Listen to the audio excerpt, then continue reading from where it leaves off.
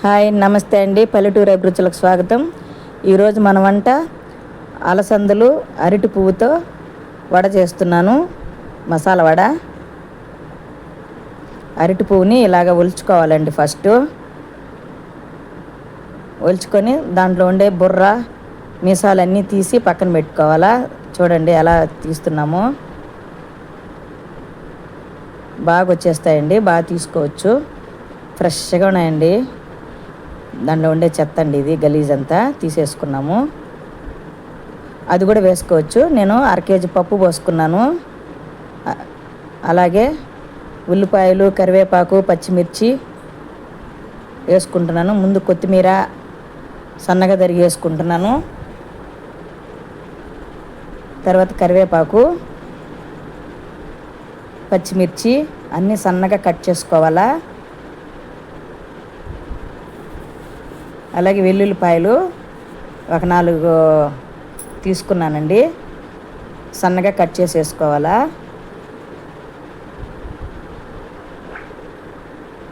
చాలా బాగుంటాయండి. సోంపు అండి, ఒకరు నలుపుకొని వేసుకోవాలా. కూరలో వేసుకునే సోంపు. పప్పులో నేను అల్లము, తెల్లగడ్డ 2 మిక్సింగ్ చేసి మిక్సీ పట్టానండి. ఇప్పుడు అరటి పువ్వుని సన్నగా కట్ చేసుకోవాలా. చాలా బాగుంటాయండి వడలు. ఇప్పుడు ఆ అరటి పువ్వును కూడా వేసి మొత్తం మిక్సింగ్ చేసుకోవాలా. బాగా కలుపుకోవాలండి. కలుపుకొని ఇప్పుడు ఉప్పు కూడా చూసుకోవచ్చు. ఇప్పుడు కడాయి పెట్టుకొని దాంట్లో నూనె వేసుకుందాము.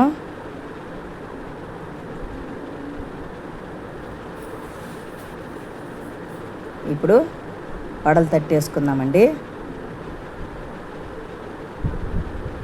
మేము కడాయి పెద్దది పెట్టాము, ఎక్కువ వడలు పడతాయని.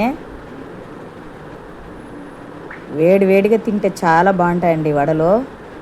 మీరు కూడా ట్రై చేయండి ఇంట్లో.